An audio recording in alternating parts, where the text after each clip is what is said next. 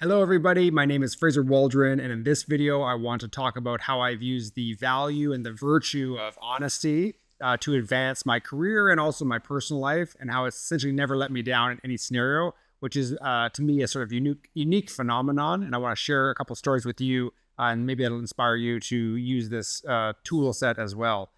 So when I was young, my mother used to say, the sword of truth cuts through all things. And I never really understood what she meant by that, but this was a core foundational value and virtue that she expected out of me and my dad too, of course, but is a family sort of core baseline thing that we're honest with ourselves and that we're honest with the people around us.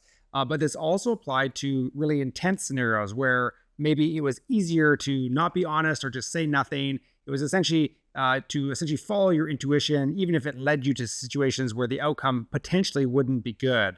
But I'm going to tell you today that I've had a few scenarios, and I'll give you a couple examples I'll go through, where I've used honesty to essentially get myself out of difficult situations where I thought the outcome would be bad. But it always seems to be like 100 out of 100 times that as long as I'm virtuous in my activity, my soul is clean, my conscience is clean or clear, and I'm honest about that the outcomes always seem to generate roughly good results. Okay, so I'm gonna give you the first example. When I was a police officer in Canada, I was working in the far north in a remote community, and I was on a patrol, I guess, with another police officer who's way more senior than me. And we got a call for service that someone had been assaulted, a young child. And so we went to go visit this young child, and they had been beaten up. They'd been punched in the face a few times, but enough that medical intervention was required. They were functional, but not broken bones and stuff, but they were significantly assaulted. And the child knew who the perpetrator was and pointed us to the house where a gentleman or a person, not a gentleman, I suppose, but an adult male had committed this crime against this child for what appeared to be essentially no reason. And so I went with this senior police officer. She was the second police officer on the file. I was the lead. I was relatively junior at that time. And so I'd never worked with this person before. And we went to this house and we knocked on the door, and there was a person who matched the description of the person who had assaulted the child. And when we talked, the senior police officer, once realizing that this was the person that we were probably going to have to arrest, kind of jumped in front of me and said, "Hey, this isn't someone, like, everything's fine. It's all good. Like, we'll just clear this," essentially. And I just kind of let her take the lead because I was new and I was like, what's happening here? And so we walked away. I asked her, I said, "Hey, like, what's going on? Like, don't you think this is like an arrestable file? I mean, like, this kid's injured. Like, it's clear, like the child knows who the person is. Like, it's clearly this person that's done it." And she said something along the lines of, this police officer said something along the lines of me to essentially say something like, "Well, it's not a file that we're going to pursue." It just kind of brushed it off. And I didn't know enough to know like what was going on. So I just sat on that and I went home and I deliberated on it. And then I realized that I wasn't being honest with myself, that my integrity was in question here, because in my opinion, like, this is a person who should have been arrested and charged for an assault and then let the courts figure it out from there.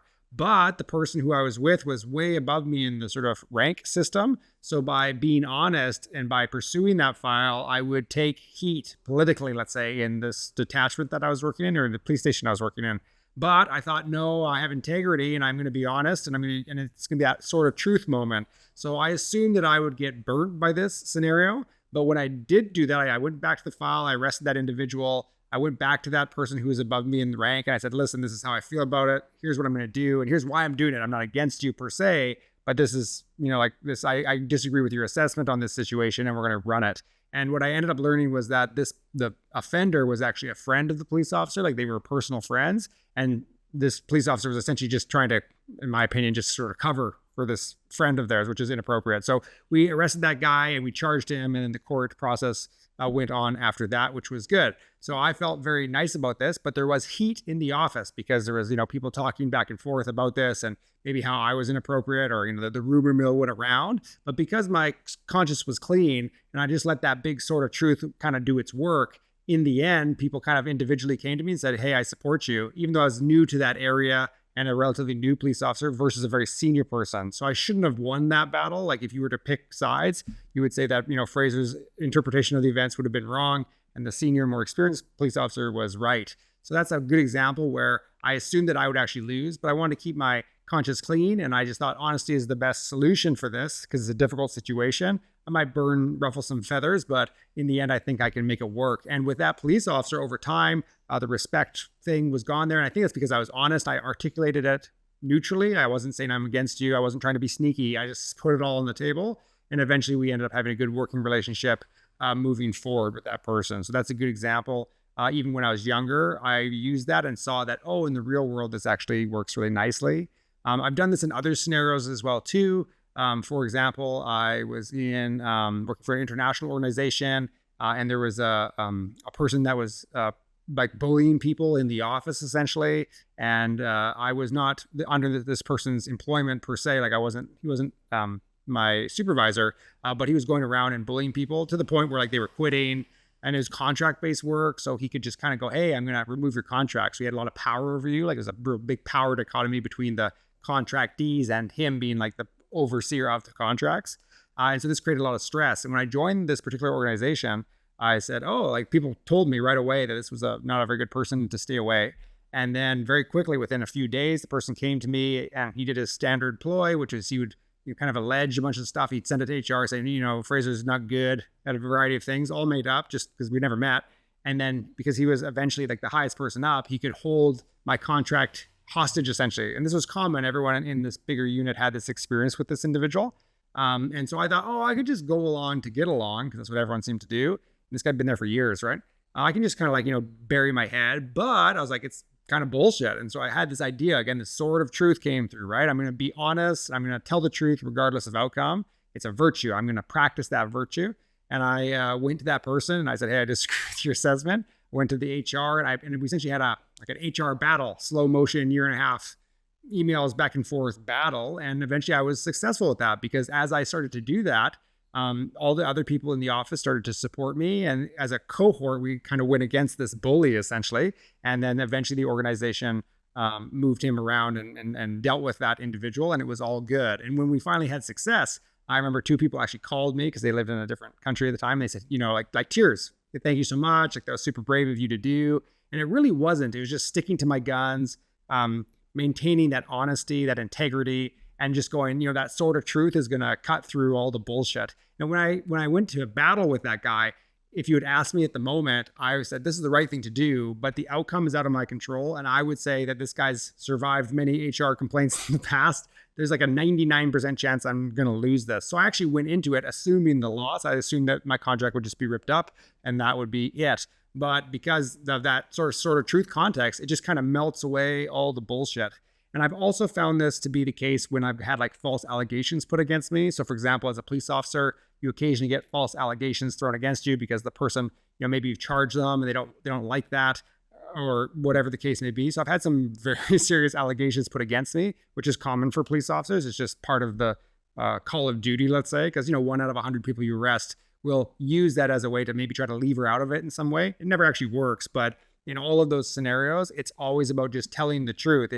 If I cut the corners in any certain way, or I try to avoid like getting into trouble or the sense of like trying to minimize things, I find that almost never works. But if you just throw it all out there, as long as it's true, then you're in a very good position to have success. And that's one of the things it's the bottom of the barrel for me, which is not bottom of the barrel. It's the foundation stone of how I maneuver through space, where if I'm just have that integrity, have that honesty, I practice that virtue, that sort of truth concept always manifests in a positive way. So it is kind of subjective to an extent, but in no scenario have I been in where I've been like that, where I've had a negative outcome. It always helps me. And even like in the personal world, like when you're dealing with difficult people, I have lots of stories about that, as everyone does. But even people who are malicious or against you, or they're talking smack against you or painting a story, I've found again personally that if you just stick to the truth, whatever that is, that will cut through the nonsense of the malicious actors you're dealing with. Again, I don't mean like just sitting and doing nothing. A good person can still be forward leaning against and defending themselves. But especially when it's coming to like a he said, she said kind of situation, I found that that sort of truth thing cuts like a knife and in ways that you won't expect. You'll say something that you don't think is that important in one context, and then maybe a month later, that one sentence or that one thing you said was true shows the other person to be incorrect, etc. So I just wanted to kind of throw that out there. I found this anecdotally to be my secret weapon in all situations where I have a sense that like doom is coming, the outcome is going to be negative. But as long as I tell the truth, I can feel good about myself because I'm expressing my highest virtue, my highest value of, being a good person, let's say, keeping my conscience clean. But at the same time, letting that big sword of truth cut through all the bullshit. And so if you are in a situation where you feel like your reputation's being damaged or you need to fight that you're in a David and Goliath kind of situation, use that technique. Even if it goes bad for you, which I don't think it will, even if it goes bad, you've told the truth, you've kept your integrity, and you've been courageous while doing it. And to me, that's a win in and of itself. There's a personal growth element to that. But I would bet, if you've had the same experience as me, that telling the truth and just cutting through the nonsense will actually over time get you outcomes that you didn't expect, which is essentially winning as opposed to losing. So that's just my personal anecdote. I don't have any real data to support that. I've just found this to be the case in all situations. Like even when I was, working for Interpol and doing really hardcore investigations in other jurisdictions where, things are murky, not as clear cut in the North American context. If you're working in developed countries, for example, I still felt like even in different cultural contexts, that when I told the truth, I just sat on it. I just said, this is what I'm seeing. Tell me if I'm wrong, but these are the cards on the table. As long as you were polite and reasonable, that also cut through. So I've had lots of work success and I've prevented bad things from happening to me by malicious actors repeatedly with this technique. And I just wanted to share that with you. So if you do find yourself in that scenario, that's my advice in most cases, is to just stick to the truth, keep that integrity, keep your conscience intact, and then let the outcome go where it will, because you don't control that in the end anyways. But I almost feel like there's a hand coming down and just kind of guiding the world when I'm like that. And often when I do it, I feel really whole. Like I go, oh, I'm telling the truth. And I feel like I'm rock solid. I feel like I weigh 1,000 pounds and I'm unmovable. I'm a rock in the water and I'm on the mountain against the wind kind of thing.